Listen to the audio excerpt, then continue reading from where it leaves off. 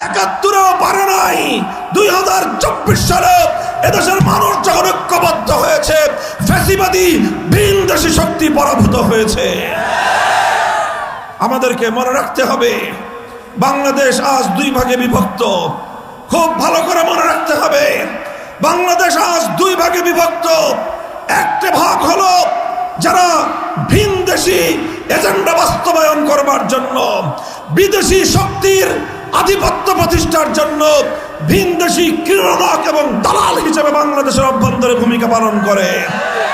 আরেক ভাগ হলো দেশপ্রেমিক জনতা, যারা বাংলাদেশকে স্বকীয় মর্যাদায়, আত্মমর্যাদা নিয়ে নিজের পায়ে ভুক্তান করে দাঁড়াবার জন্য বাংলাদেশের পক্ষে যারা ভূমিকা পালন করে।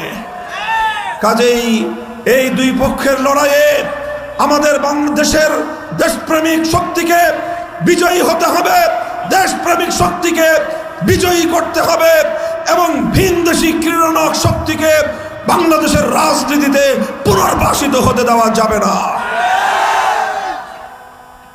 বিগত 50 বছর আগে যখন 1975 সালের 15ই আগস্টের শেখ মুজিবুর রহমান সাহেবের পরিবার সহ তার হত্যাকাণ্ড গঠিত হয়, সেই হত্যাকাণ্ডের পরে কেন হয়েছিল 75-এর 15ই আগস্ট? ইতিহাস তার জ্বলন্ত সাক্ষী। 75-এর 15ই আগস্টের জন্য শেখ মুজিবুর রহমান সাহেবের একদলীয় বাকশালী স্বৈরতান্ত্রিক রাজনীতি তার জন্য দায়ী ছিল। 71 থেকে 75 সাল পর্যন্ত বাংলাদেশে 30,000 মায়ের কোল খালি করেছিল বাকশালীরা।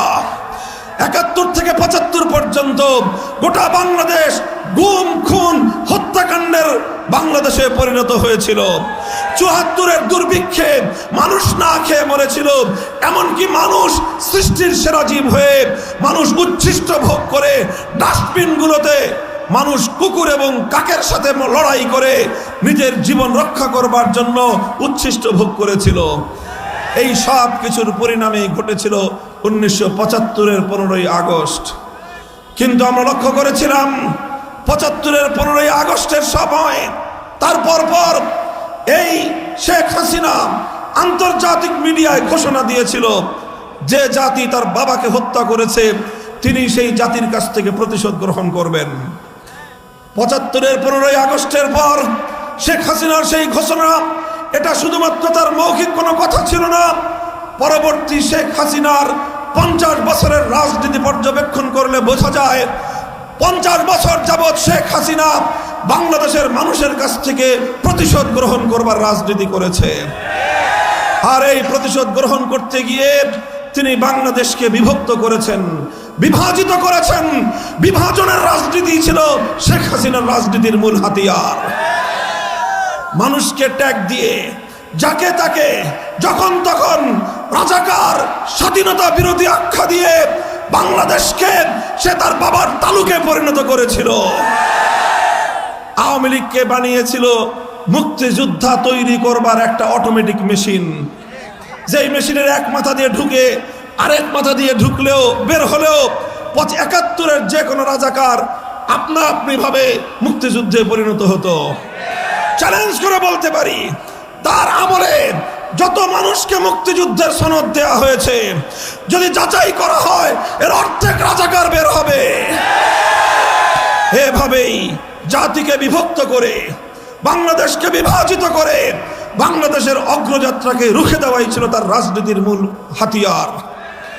আমরা দেখেছি তার আরেকটা হাতিয়ার ছিল বাংলাদেশকে একটি ভারতের, সুস্পষ্টভাবে নাম নিয়ে বলতে চাই, বাংলাদেশকে ভারতের করদ রাজ্যে পরিণত করা, এটাই ছিল তার রাজনীতির মূল লক্ষ্য। 2024 সালের জুলাই আগস্টের বিপ্লব তার সকল ষড়যন্ত্রকে নস্যাৎ করে দিয়েছে। জুলাই আগস্টে 4 কোটি ছাত্র জনতা যখন তাদের অধিকার আদায়ের জন্য তারা মাঠে নেমেছিল, তারা চেয়েছিল ন্যায্য অধিকার। ন্যায্য অধিকার চাইতে যাওয়ার পর যখনই সরকার, তৎকালীন সরকারের তাদের মনোপুত হয়নি আন্দোলন, দাবি মনোপুত হয়নি, সঙ্গে সঙ্গে শেখ হাসিনা তার স্বাভাবিক অভ্যাস অনুযায়ী এদেশের 4 কোটি ছাত্র জনতাকে রাজাকারের বাচ্চা বলে গালি দিয়েছিল। এদেশের ছাত্র জনতা এবার শেখ হাসিনার সেই ট্যাগ দেওয়ার, মানুষকে খারাপ অবিদায় বিভূষিত করবার ষড়যন্ত্রকে রুখে দাঁড়িয়ে বাংলাদেশের প্রতিটি শিক্ষাঙ্গন থেকে, প্রতিটি বিশ্ববিদ্যালয়ের ক্যাম্পাস থেকে 4 কোটি ছাত্র জনতা একসঙ্গে গৌরবদীপ্ত স্লোগানে গোটা বাংলাদেশ প্রকম্পিত করে তুলেছিল, তুমি কে আমি কে, তুমি কে আমি কে। এইভাবে শেখ হাসিনার দীর্ঘদিনের ট্যাগ দেওয়ার রাজনীতি মাঠে মারা খেয়েছিল এবং সেদিনই শেখ হাসিনার বাংলাদেশ থেকে তার ক্ষমতার মরণ ঘটেছিল, পতন ঘণ্টা বেজে গিয়েছিল।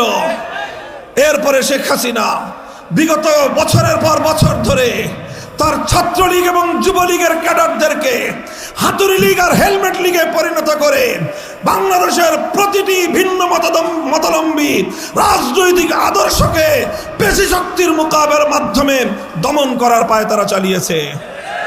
বাংলাদেশের কোথাও কোনো জায়গায় কোনো একটি ইসলামী সংগঠন, কোনো একটি ইসলামপন্থী দল 15 বছরে নির্বিঘ্নে কোনো একটি রাজনৈতিক কর্মসূচি পালন করতে পারে নাই। কোথাও একটি মিছিল করা যায় নাই, একটি সমাবেশ করা যায় নাই। যে কোনো প্রোগ্রাম বাস্তবায়ন করার আগে শেখ হাসিনা এবং তার লেসপেন্সারদের কাছে দাসখত দিতে হয়েছে, তাদের কাছে নিঃশর্ত আত্মসমর্পণ করে গোলামির চুক্তি করে তারপরে সেখানে সমাবেশ করতে হয়েছে। বাংলাদেশে 15 বছর যাবৎ মানুষের কোনো মৌলিক অধিকার বলতে কিছুই ছিল না। সংগ্রামী সাথী ও বন্ধুগণ, আলহামদুলিল্লাহ, আল্লাহর অপার কৃপায় 2000 তামার সন্তানের রক্তের বিনিময়ে শেষ পর্যন্ত শেখ হাসিনাকে বাংলাদেশ ছাড়তে বাধ্য হতে হয়েছে। শেখ হাসিনা যেই প্রতিশোধের রাজনীতি শুরু করেছিল, আমি বলি শুধু বাংলাদেশ থেকে নয়, স্বয়ং আওয়ামী লীগের কাছ থেকেও সে প্রতিশোধ গ্রহণ করেছে।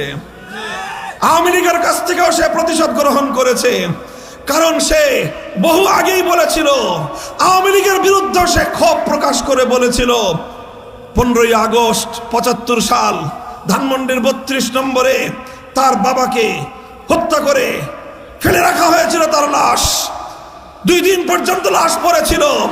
এত বড় আওয়ামী লীগের সংগঠন, এত হাজার লক্ষ লক্ষ কর্মী, কেউ তো এগিয়ে আসে নাই অন্তত 32 নম্বরে সেই তার বাবার মৃত লাশটাকে সেখান থেকে নিয়ে সম্মানজনকভাবে দাফন করার জন্য। সেই দিন থেকেই শেখ হাসিনা এই আওয়ামী লীগের বিরুদ্ধে প্রতিশোধ গ্রহণ করবার জন্য সে প্রস্তুতি গ্রহণ করেছে। 75-এ শেখ মুজিবুর রহমান সাহেবকে হত্যা করার পর আওয়ামী লীগই ক্ষমতা দখল করেছিল এবং আওয়ামী লীগের নেতারাই শেখ মুজিবকে হত্যা করে তার ক্ষমতার মস্তদে তারা আসীন হয়েছিল। এই জন্য আওয়ামী লীগের মধ্যে যদি কোনো বুদ্ধিমান ঠান্ডা মাথার মানুষ থাকেন, কথাগুলো সুচিন্তিতভাবে বিশ্লেষণ করবেন যে শেখ হাসিনা শুধু বাংলাদেশের জনগণের কাছ থেকে, দেশের কাছ থেকে প্রতিশোধ গ্রহণ করেনি, প্রতিশোধ গ্রহণ করেছে সবচেয়ে বেশি আওয়ামী লীগের কাছ থেকে। সে এমন অবস্থা তৈরি করে দিয়ে গেছে, আগামী 50 বছর যেন কেউ বাংলাদেশে আওয়ামী লীগের নাম মুখে নিতে লজ্জাবোধ করে। এদেশে এমন নিকৃষ্ট দৃষ্টান্ত শেখ হাসিনা উপস্থাপন করে গেছে আওয়ামী লীগের সভানেত্রীর আসনে বসে, যে আগামী 50 বছর আওয়ামী লীগের নাম নেওয়া বাংলাদেশের মানুষের জন্য লজ্জার বিষয় হবে। বাংলাদেশে আমরা অনেক নেতার পতন দেখেছি, অনেক রাজনৈতিক দলের ক্ষমতা ছাড়তে দেখেছি। 1990 সালে গণ অভ্যুত্থানের সামনে তৎকালীন প্রেসিডেন্ট হুসাইন মোহাম্মদ এরশাদ সাহেব পদত্যাগ করেছেন। তিনি পদত্যাগ করার পর তিনি তার সদল বলে কারারুদ্ধ হয়েছেন, বছরের পর বছর জেলখানার ঘানি টেনেছেন, কিন্তু দলীয় নেতা কর্মীদেরকে জাতির সামনে লজ্জিত করে তিনি কাপুরুষের মতো পালিয়ে যান নাই।